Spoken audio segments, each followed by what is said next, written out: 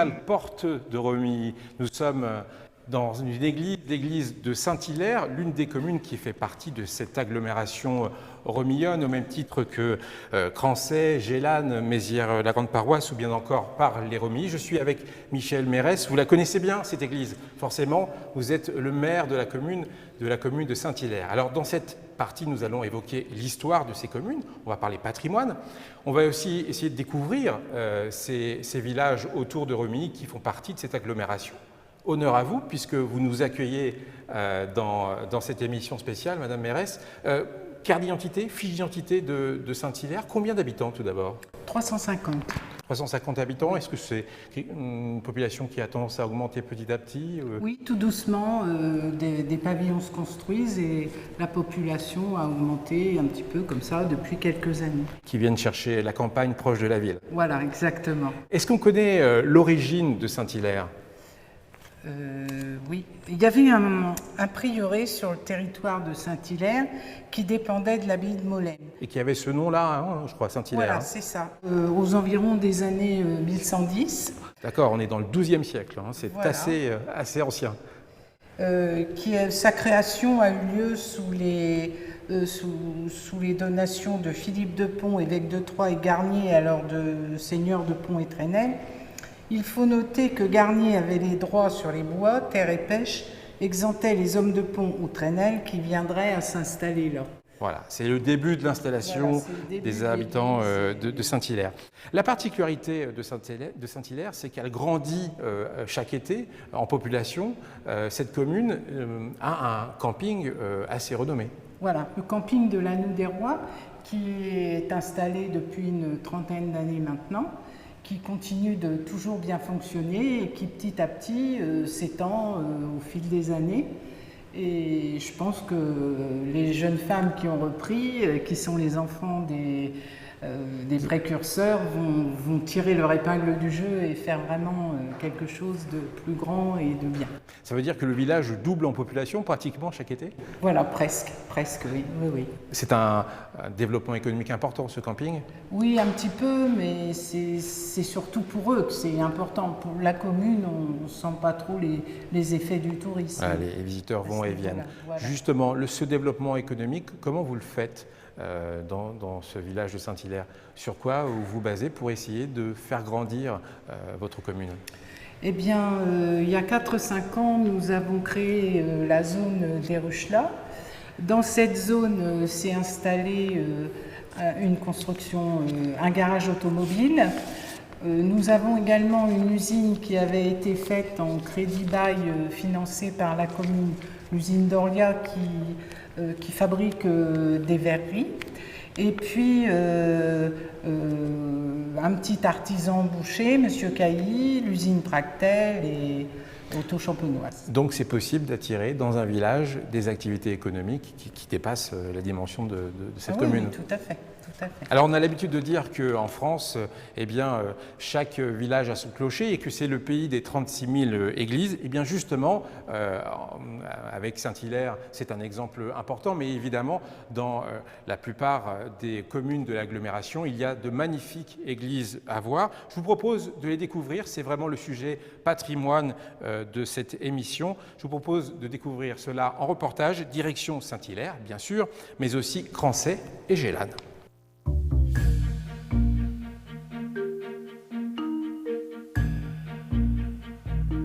Nous sommes ici devant l'église Saint-Loup de Crancey. L'église a un sanctuaire du XIIe siècle. Elle a été restaurée de nombreuses fois.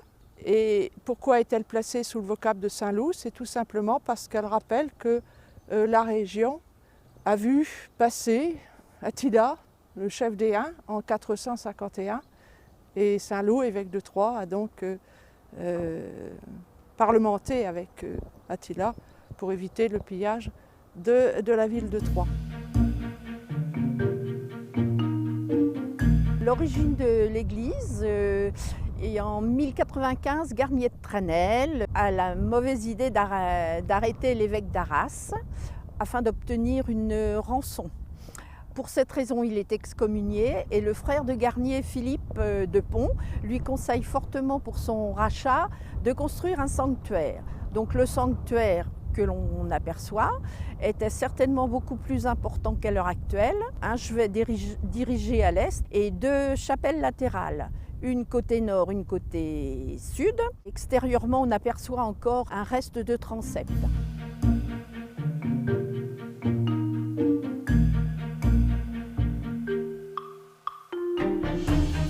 Le curé de l'époque se plaignait d'avoir des courants d'air dans le cou et ça le gênait beaucoup. Et lors d'une visite avec le maire de l'époque, je lui ai suggéré pourquoi ne ferait-on pas des vitraux. On a pris des premiers cours, donc ça c'était fin 2002, début 2003. On a pris des cours et 2004 on a commencé à faire les premiers vitrails, des vitraux cisterciens avec des losanges. C'est un travail relativement compliqué par rapport même à des vitraux comme celui qu'on voit derrière moi, parce que si on se trompe de quelques dixièmes de millimètre en taillant ces morceaux de verre, puisqu'on les ajoute les uns derrière les autres, on va arriver à des différences de plusieurs centimètres à l'autre bout. Donc ça, c'est relativement compliqué.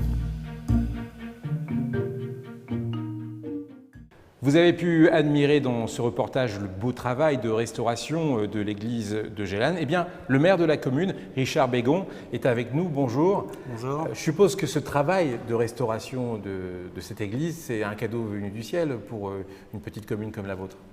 Oui, c'est un peu venu du ciel, mais c'est grâce à l'initiative de quelques personnes. Déjà, mon prédécesseur s'inquiétait de l'état de l'église, le curé aussi. Et un groupe de quelques personnes ont décidé sont mis à fabriquer des vitraux. Donc ils ont pris quelques cours par un maître verrier et ils ont fait... Et on a vu qu'ils avaient fait un petit peu des miracles, si je puis voilà, dire. oui. Donnez-nous un peu la fiche d'identité de Gélannes. Combien d'habitants tout d'abord? À Gélannes, il y a 750 habitants. 750 habitants. On peut espérer approcher un jour le millier. Ah, peut-être pas le millier, mais c'est vrai que la tendance à aller vers l'augmentation d'habitants. Oui. Parce qu'il y a des citadins qui cherchent Je pense que c'est un village qui est agréable à vivre. On fait d'ailleurs le maximum. On a une cantine, une garderie, beaucoup d'animations dans le village et les gens se plaisent, je pense, à Gélannes. Oui. Est-ce qu'on connaît l'origine de Gélannes, son histoire? Oui, pour le mot Gélannes, il y a 2 hypothèses. Donc une assez sérieuse, ce serait que Gélannes est composé du mot Gé qui voulait dire déesse de la terre, et une fille d'un riche propriétaire, Anne, donc les gens étaient fiers d'habiter à Gélannes. Ça, c'est une première hypothèse. Première hypothèse. Peut-être légendaire, mais bon. Voilà, la deuxième est un peu moins sérieuse, ce serait l'âne du curé qui se serait évadé. Et bien sûr, on aurait ameuté les gens du village et une dame l'aurait retrouvé, elle se serait criée « J'ai retrouvé l'âne, j'ai l'âne, j'ai l'âne ». Donc ça serait je l'aime bien cette anecdote. Je l'approche, je la trouve beaucoup plus sympathique que la première hypothèse.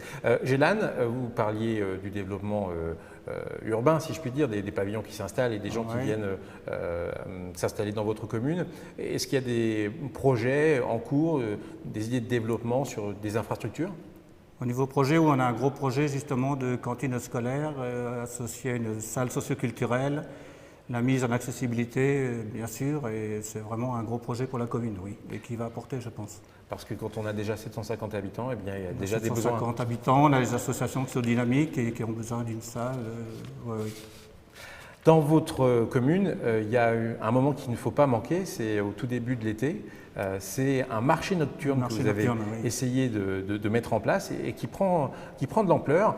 Et bien justement, à Canal 32, on a été curieux, on est allé voir ce marché nocturne, reportage de Pauline Lermite.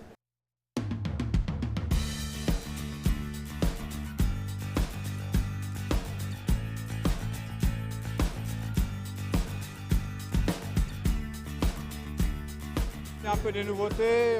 Déjà, on a changé la disposition, on n'a plus personne dans la salle, on a mis tout le monde à l'extérieur pour qu'ils profitent plus de la fête. Et puis il y a des nouveaux, il y a des Asiatiques qui ne venaient pas d'habitude. On a toujours des nouveaux exposants, il faut que ça change, que ça tourne un peu, il faut que les gens retrouvent du nouveau.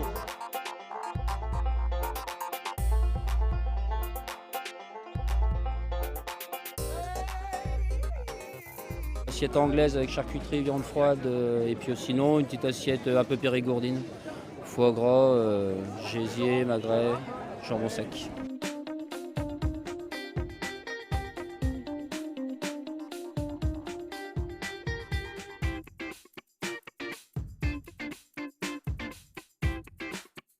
Je travaille la capsule café et capsule thé. C'est des colliers, c'est des broches, c'est des boucles d'oreilles, c'est des petits personnages, c'est tout ce qu'on peut imaginer. Après, l'inspiration me vient au fil du temps.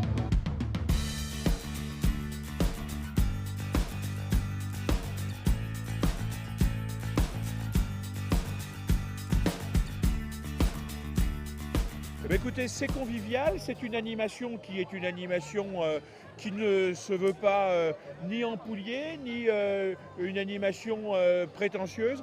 C'est tout simplement un village qui vit.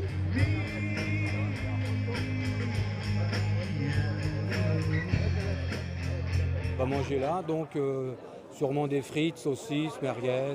Ça apporte pas mal de monde et puis d'année en année, ça évolue, puis tous les gens sont contents. Et puis les gens qu'on connaît les uns les autres, et on fait une belle famille.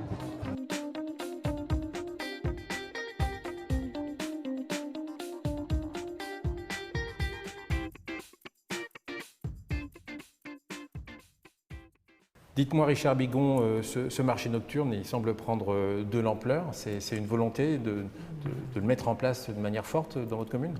Oui, prendre l'ampleur un peu tous les ans. On en est au 14e cette année. Bien sûr, la première année, l'idée paraissait un peu folle. Et puis petit à petit, déjà les gens du village, maintenant c'est leur fête à eux. Franchement, malheureusement, c'est plus la fête du village. Maintenant, c'est le marché nocturne. Et puis on a de nombreux commerçants. Là, cette année, on a une quarantaine. Et en plus, on se diversifie. Il y a des produits locaux et des gens aussi. On a des Réunionnais qui viennent, on a une Russe qui vient régulièrement, on a des Antillais. Ça devient une fête internationale. Voilà. En tout cas, ça remplace, entre guillemets, la fête patronale des anciens temps. Oui. Si Gélannes était un slogan, ce serait quoi?